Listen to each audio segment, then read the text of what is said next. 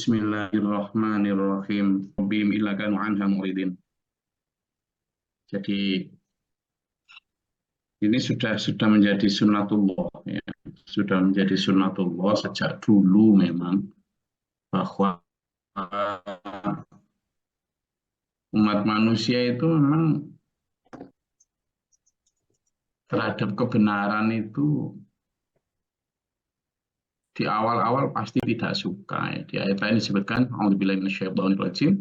Fakullama ja'akum rasulun min anfusikum fakullama ja'ahum, ketika tiap kali datang kepada mereka ya, datang bil haqqi, kebenaran, terus kebenaran itu tidak cocok dengan nafsu manusia ya, itu fafariqon kadzabtum wa fariqon taqtulun, mesti kamu dustakan, nggak cocok. Jadi ajaran yang disampaikan itu nggak cocok. Maka di sini disampaikan sungguh telah datang kebenaran, tapi tidak satupun kebenaran yang datang itu kepada mereka itu mesti mereka berpaling dari kebenaran itu. Ya kayak sekarang aja misalnya orang enak-enak tidur, terus disuruh sholat, itu kan nggak seneng. Oh, panas-panas ya bagi yang perempuan gitu kan. Kemudian disuruh tutup aurat, sombong kan, sombong, nggak enak, kan gitu. Jadi orang lagi enak-enaknya ngumpulin harta gitu, terus disuruh sedekah gitu kan nggak enak. Suruh zakat, selalu nggak enak seperti itu. Orang mementingkan pribadi itu enak, lah disuruh sama Allah untuk saling membantu, saling menolong dengan sesama. Orang mengumbar nafsu untuk saling mencaci, itu kan enak menurut nafsu. Tapi kan sama Allah diperintah untuk rukun, gitu kan? Orang tanpa aturan itu enak menurut nafsu, tapi sama Allah diberikan begitu banyak aturan. Jadi minum khamr, minum apapun yang secara secara nafsu itu kan nggak ingin dikekang, tapi sama Allah dikekang kita, dikekang untuk kemudian ada yang namanya agama, aturan. Agama tidak gama kocar kacir, berarti agama tidak kocar kacir, artinya teratur. Nah itu juga yang dibawa oleh Rasul Musa, Rasul Isa, Rasul Musa melalui Taurat, Rasul Isa melalui Injil, lalu Rasulullah Muhammad SAW melalui Al-Quran. Dan ini yang secara berulang-ulang didustakan oleh manusia. Kalau di situ disebutnya ayat anha mu'ridin, anha mu'ridun. Mereka mendustakan kebenaran itu. Ya. Nah di ayat ini apa yang dimaksud dengan tidak ada satupun ayat dari ayat-ayat itu kecuali mereka pasti berpaling darinya. Ayat-ayat apa yang dimaksud? Ya mulai dari mukjizat Allah. Ya kayak misalnya Nabi Isa. Orang dia, aku ini Rasul gitu. Kan Nabi Isa lahir tanpa bapak ya. Sehingga orang kalau misalnya di desa sampean itu loh, terus ada seorang anak yang lahir tanpa bapak gitu, sampean kira-kira percaya kalau itu adalah murni tidak ada hubungan zina, tidak ada, percaya sampean? Di desa sampean, ujuk-ujuk ada orang lahir, terus bilang, saya ini benar-benar nggak ngapa-ngapain loh, yang nggak ada laki-laki yang menyentuh saya. Percaya sampean? Enggak, enggak mungkin ya kan? Enggak mungkin. Lah, kalau kemudian di zaman itu ya sama. Apalagi si Ibu Maryam ini dulu ketika enggak mau disentuh laki-laki, enggak mau dilamar laki-laki, itu kan karena mengumumkan dirinya hanya untuk Allah, hanya untuk menyembah. Jadi dia bikin semacam mihrab gitu. Di situ hanya ngaji ndonga gitu. Lalu ujuk-ujuk keluar dari tempat itu kemudian hamil itulah. Nah, begitu hamil, lalu anaknya ini yang hamil ini mengaku menjadi nabi, gitu. Ada yang percaya? Nggak ono, Mas. Nggak ada. Makanya sudah pun begitu, lalu Nabi Isa juga mengkampanyekan, mendakwahkan bahwa Taurat atau kitab yang sedang dipegang para ulama Bani Israel itu keliru, ibadahmu keliru. Oh, bayangkan, gimana coba orang zaman itu nggak membenci Nabi Isa. Kan? Tapi kemudian Allah memberikan mukjizat. Mulai dari bisa menebak apa yang ada di rumahnya orang-orang itu, sampai bisa menyembuhkan penyakit kusta. Ya, kalau orang Jawa itu penyakit kusta itu disebut penyakit itulah apa? Itu loh yang bikin pengkor semua itu loh apa namanya? Kutukan Gus. Budukan ya, budukan namanya ya. Budukan yang itu, ih, jangankan di zaman itu ya, di zaman masa kecil saya ketika ada orang kayak gitu tuh dianggap orang yang kena kutukan, iya toh, nggak bisa sembuh. Nah, di masa Nabi Isa bisa sembuh, disembuhkan. Sudah karena mukjizat Allah. Lalu bisa menghidupkan orang mati. Kemudian bisa menciptakan burung dari tanah. Macam-macam Nabi Isa. Lalu banyak orang yang ikut. Banyak orang yang ikut. Percaya jadi pengikutnya Nabi Isa. Tapi lama-lama karena difitnah macam-macam, akhirnya nggak ikut lagi. Nggak ikut lagi. Jadi bahkan sudah diberi mukjizat-mukjizat seperti itu, wa ma ta'tihim min ayati min ayati rabbihim illa kanu anha mu'ridin. Bahkan sudah sedemikian banyak bukti-bukti dari sekian banyak bukti, tapi tidak ada yang lain kecuali manusia itu pasti berpaling. Faqad kadzabu bil haqqi lamma ja'ahum, dan kata Allah, sungguh mereka telah mendustakan juga kebenaran yang ada di dalam Al-Quran ketika sampai kebenaran itu datang kepada mereka. Maka ya sudahlah Muhammad, fasaufa ya'tihim amba'u makanu bihi yastahzi'un. Mereka selama inilah ngolok-ngolok kamu ya. Ngolok-ngolok apa mat, kamu itu mat, gitu. Jadi Nabi Muhammad itu diolok-olok dulu-dulu. Coba, sama dengan kasus yang terjadi kepada Nabi Isa, Nabi Musa gitu ya.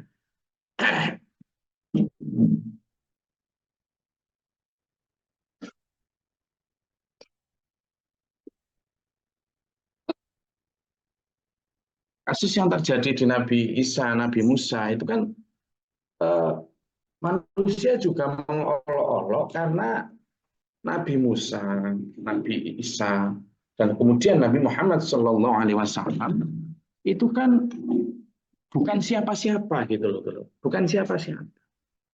Kayak Nabi Muhammad itu,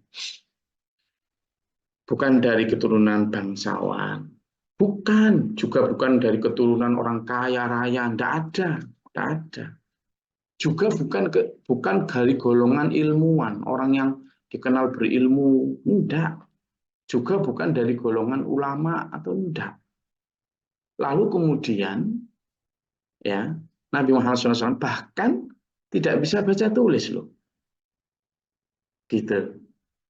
Lalu ujuk-ujuk beliau ini setelah datang dari Gua Hira selama entah beberapa lama, lalu turun dari Gua Hira itu.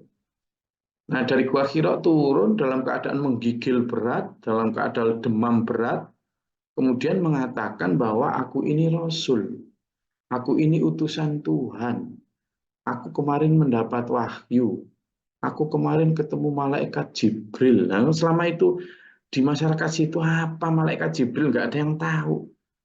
Terus aku ini punya Quran, ibadah kalian itu keliru semua, sesat semua, gitu. Nah, kira-kira misalnya orang desa sampean, ada orang yang tidak bisa baca tulis, terus kemudian dia topo atau semedi di gerumbul mana gitu kan, kemudian beberapa hari lalu pulang dalam keadaan menggigil, demam gitu, terus mengatakan kalian ini ibadah orang sedesa, kalian ini salah semua. Kalian ibadahnya itu benar, ini aku ini utusan Tuhan, aku ini bawa. Kira-kira sampean gitu percaya enggak? Nih, Tidak, percaya tidak, enggak? tidak percaya. Nah, percaya mau Pak Burman di Bengkulu, mau Mas Adi di Sidoarjo, gak percaya belas, mau Mas Darmono di Turi, gak percaya, wis lah. Iya kan? Nah itu. Apalagi dulu di masa itu ya banyak ulama, banyak ini juga. Ya kan? Mau Mas Mujianto di Kalimantan, ya kan? Mau Pak Warso di Tabanan, tidak akan percaya. Nah, akhirnya apa? Apa yang disampaikan oleh Rasulullah Muhammad SAW menjadi olok-olok itu, ya stahziun itu. Diolok-olok. Apalagi kemudian sudah pun nggak bisa, kamu itu loh Muhammad, kata Abu Jahal sakancane itu.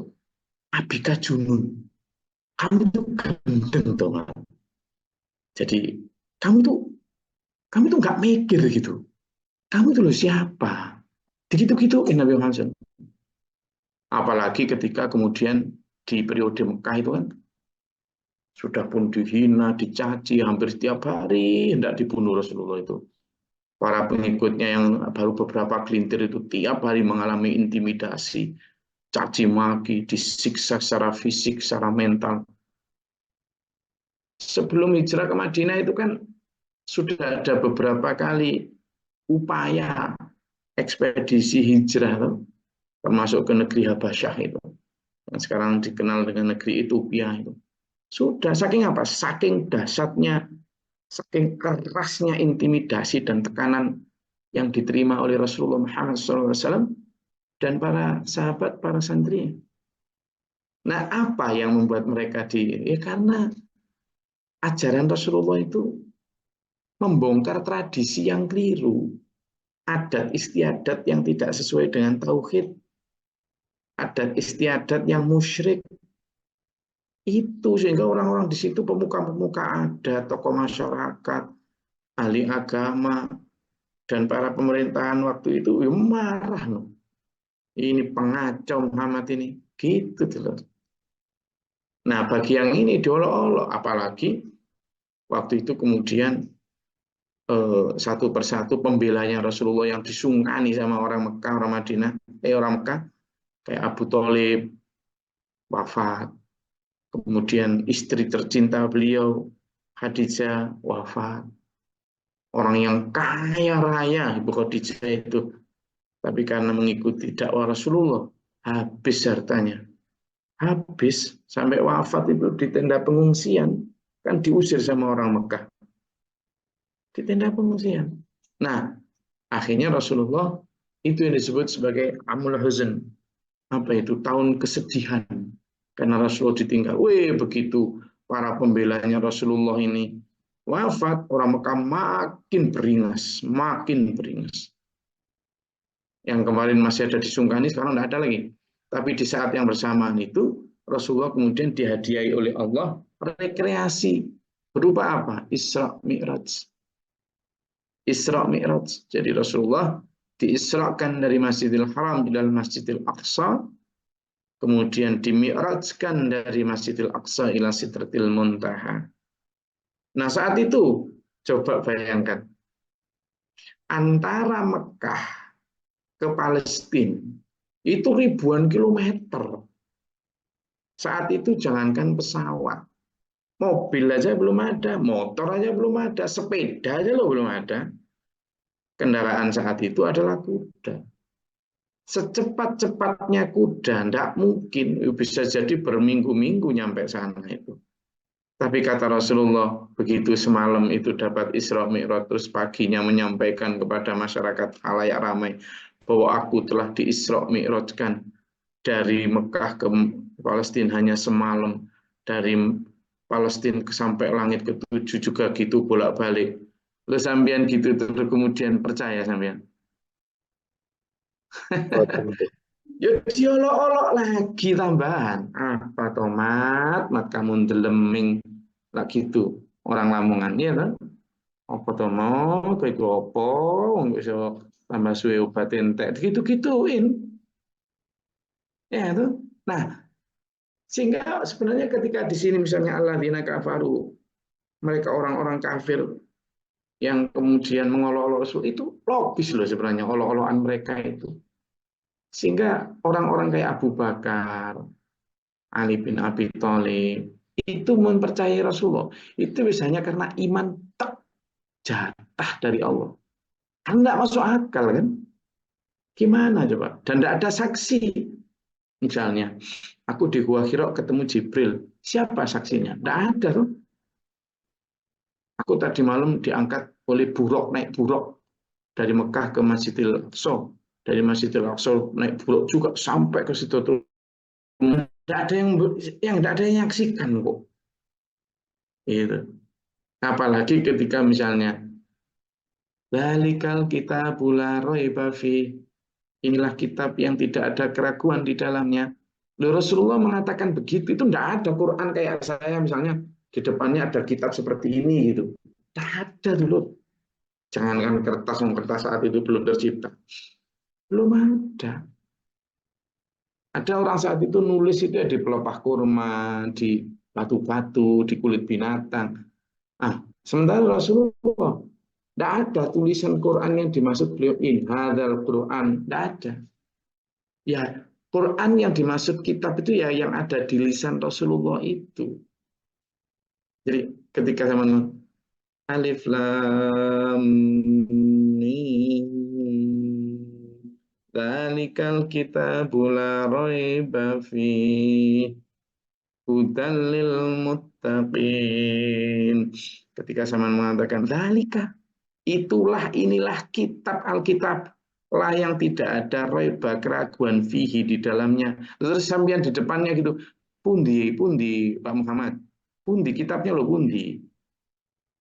Tidak ada, lah nggak makin mendustakan. Sehingga ketika di sini misalnya kalimatnya adalah mereka selain mu'ridin berpaling, mereka juga yastahziun, itu wajar banget.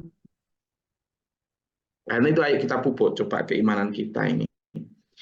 Alam yarokam ahlakna min qablihim min qarnin makannahum fil ardi ma lam numakkil lakum wa arsalna sama alaihim mitrara. Jadi kalau di situ disebutkan kalau orang-orang Mekah tidak percaya sama Rasulullah Muhammad Sallallahu Alaihi Wasallam, mereka tidak perhatikan. Coba atau di negeri-negeri Timur Tengah sana, telah banyak generasi sebelum mereka yang kemudian dibinasakan oleh Allah. Mereka itu dulunya sebelum dibinasakan kata Allah, itu mereka adalah orang yang makannahum fil ardi. Mereka diteguhkan posisinya di bumi itu. Maksudnya gimana? Diberi Allah kekuasaan, diberi Allah kekayaan, diberi Allah kesehatan, diberi Allah fisik yang luar biasa prima. Oh iya, kaum Jababiro itu, kaum yang katanya tingginya itu bisa jadi sampai belasan meter loh, tingginya itu. Oh iya, dan ada juga kaum yang kalau bikin rumah dan istana itu enggak kok kemudian kayak kita. Semen itu dikeruk dari batu kapur lalu diolah baru jadi semen. Dia enggak pakai gitu. Ya langsung bebatuan gunung itu langsung dipahat jadi istana. Gitu. Lebih canggih mereka, lebih indah mereka. Mereka diberi oleh Allah kekuatan itu. Lalu mereka juga diberi kekayaan yang jauh lebih banyak daripada sekarang. Kekayaan sekarang ini kekayaan semu. Kekayaan yang katanya misalnya eh, orang terkaya di dunia itu kan sekarang udah nggak Elon Musk lagi itu. Udah enggak. Tapi dia orang Prancis yang memiliki apa merek-merek kayak Gianni Versace, Dolby Gilbert gitu-gitu. Nah, kenal merek-mereknya itu. Namanya Bernard Arnault. Kaya tidak ada apa-apanya. Mereka kaya itu hanya dalam bentuk angka-angka digital yang ada di eh, apa saldo perbankan kok. Nah, sementara kaya yang dulu itu kekayaannya beneran, emasnya beneran, gudang emasnya itu beneran itu. Ternaknya itu kelihatan itu. Istananya kelihatan. Bener-bener. Sekarang kan kekayaan itu seringkali hanya manipulasi di perbankan aja atau di stok-stok exchange saham itu aja.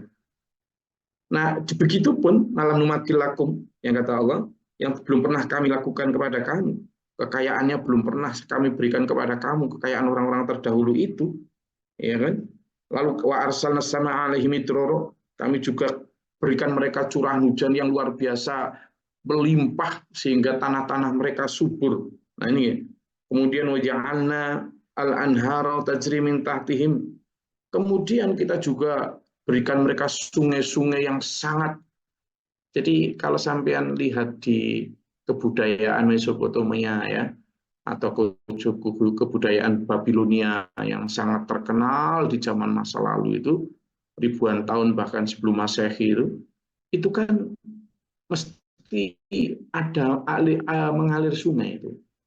Kalau di sana ada sungai Tigris misalnya ya, kemudian sungai Nil yang di Mesir itu kan yang dimaksud Allah tajri min tahtihim. Mengalirnya sungai itu pasti simbol kemakmuran sebuah negeri loh ya. Jadi kayak misalnya Majapahit, itu mesti ada mengalir sungai. Mengalir sungai apa Majapahit? Brantas. Sriwijaya, mengalir sungai apa? Batanghari.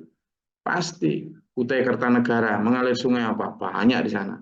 Pokoknya peradaban-peradaban maju itu pasti yang dimaksud Allah ini. Tajri min tahtihil anhar itu. Pasti itu. Nah, toh demikian kata Allah, begitu mereka sudah punya peradaban pertanian yang luar biasa, kekayaan yang luar biasa, rezeki yang melimpah, makanan yang sudah tidak karuan banyaknya. Tapi karena mereka kemudian mendustakan ayat-ayat Allah, maka fa'ahlaknahum bidunubihim. Maka kami hancurkan mereka. Ya Allah alam dengan ada yang dengan bencana, ada yang dengan penyakit, ada yang dengan peperangan, ada yang dengan kebangkrutan sendiri, salah urus. Itu bentuk-bentuk Allah. Fa'ahlaknahum. Maka kami binasakan kata Allah mereka. Itu nubim ya karena dosa mereka. Ada yang karena mendustakan ayat Allah, ada yang karena pokoknya sangat merajalela kedolimannya di muka bumi. Lalu angsya'na min ba'dihim qarnan akharin. Kemudian kami ciptakan, kami gantikan mereka dengan generasi yang baru yang lain, yang kemudian juga taat kepada Allah. Tapi seperti yang kemarin kita bahas ya, begitu generasi ada yang baik, biasanya di awal-awal masih baik ketika ditunggu oleh para rasul. Tapi begitu sudah ditinggalkan, ya itu tadi analogi yang biasa disampaikan Pak Guru Mokhtar, seperti tanaman yang ketika ditunggui, dirawat oleh penanam, bagus. Ada rumput dicabut, ada hama disemprot, agak kering disiram, kan gitu. Kurang subur dipupuk. Tapi begitu ditinggal penanam, ya buyar, rumput tumbuh, warna macam-macam. Atau seperti binatang ternak yang ketika ditunggui penggembala. Ketika masih ditunggui penggembala, mau makan tanaman orang dicegah. Mau diserang serigala dibela. Tapi begitu ditinggalkan oleh penggembala, ya buyar. Ada tali ya dipakai masing-masing. Manusia itu ketika ditunggui oleh para nabi, ketika mau diserang setan, dijaga. Mau perpecahan, dijaga, didamaikan. Mau menyimpangkan ayat-ayat Allah dengan terjemahannya sendiri, dicegah. Itu kan kayak ibarat tali yang ada di leher itu, misalnya Quran hadis itu. Ketika Rasulullah masih membersamai umat, ada salah tafsir perbedaan diseruskan. Begitu Rasulullah wafat, begitu para rasul meninggalkan bumi, manusia kemudian hidup menurut karepnya masing-masing, ya sudah. Seperti tanaman tadi, ditumbuhi dengan rumput kebencian, kebanggaan masing-masing, perpecahan, hubud dunia, semacam-macam, buyar. Nah, sehingga itu yang kemarin dibahas ya, karena itu kemudian biasanya rusak, lalu kemudian Allah mengganti lagi yang baru sekian ratus tahun, begitu terus. Dan itu makanya sampean dan saya sebagai umat Nabi Muhammad Shallallahu Alaihi Wasallam, ayo kita jaga kemurnian ajaran itu, jangan sampai diganti dengan orang lain loh ya, jangan sampai diganti generasi yang lain. Ya kalau cuma diganti aja, tapi kalau sebelumnya dihalakun tadi itu dihancurkan, dibinasakan, okay? Jadi ayo kita jaga kemurnian warisan Rasulullah SAW berupa ajaran Islam ini dengan cara diamalkan. Okay. Silakan, ada yang mau disampaikan? Punten, Silakan. Mohon izin. Bismillahirrahmanirrahim. Assalamualaikum warahmatullahi wabarakatuh. Waalaikumsalam. Ini Gus, terkait menolak kebenaran baru dalam tanda kutip mungkin. Salah satu alasannya itu kan karena sudah merasa benar. Gitu. Baik itu dengan keilmuannya sendiri karena dia sudah merasa benar dengan karena dia tahu gitu. Atau bagi yang merasa ilmunya kurang, dia merasa kebenaran itu karena mengikuti orang yang diikuti. Gitu. Nah, kalau zaman dulu koreksinya itu kan satu sisi, satu pihak itu dengan utusan atau dengan mengaku wahyu. Misalnya para nabi, para rasul itu mengaku, kamu salah. Ini loh wahyu, saya dapat wahyu bahwa kamu itu salah. Nah, sementara zaman sekarang itu kan wahyu sudah tidak turun, gitu. Sudah tidak turun lagi. Jadi mungkin sekarang tuh istilah tuh perbedaannya tuh akan terjadi pada masalah menafsirkannya aja, menjalankannya aja. Nah, jadi pertanyaan saya begini, Gus. Manakala kita mengajak kepada hal-hal yang pokok itu biasanya tidak akan ada tantangan, Gus. Misalnya, ayo sholat tahajud, ayo puasa sunnah, ayo perbanyak sedekah. Kayaknya itu semua sepakat itu. Kita tidak akan mendapat tantangan itu. Tidak akan mendapat tantangan dan walaupun pernah saya sampaikan juga, walaupun mereka tidak setuju paling diem aja itu. Dan semua seperti itu. Nah, tapi manakala kita masuk ke dalam hal-hal yang tidak pokok, saya mungkin sering, ini pertanyaannya sering saya sampaikan, itu kadang-kadang kita akan terjadi perbedaan-perbedaan gitu. Sehingga itu karena dari hal-hal yang tidak pokok, sehingga akhirnya merembet ke hal-hal yang pokok. Nah, maksud saya itu, karena saya mungkin dalam keilmuan itu jauh tidak bisa tuh. Padahal kalau harus berbantahan mungkin kalah lah saya. Gitu. Nah, maksud saya, apakah kita tetap daripada misalnya membuat sebuah kegaduhan, apakah fokus saja kita misalnya tetap di hal-hal pokok saja, kita ajak misalnya keluarga kita atau tetangga kita atau teman kita lebih fokus saja di hal-hal pokok, misalnya tentang sholatnya, tentang yang lain-lainnya yang semua sebetulnya pada tidak ada perbedaan gitu, sehingga di situ hanya yang didapatkan cuma mengingatkan saja gitu, cuma saling mengingatkan. Tetapi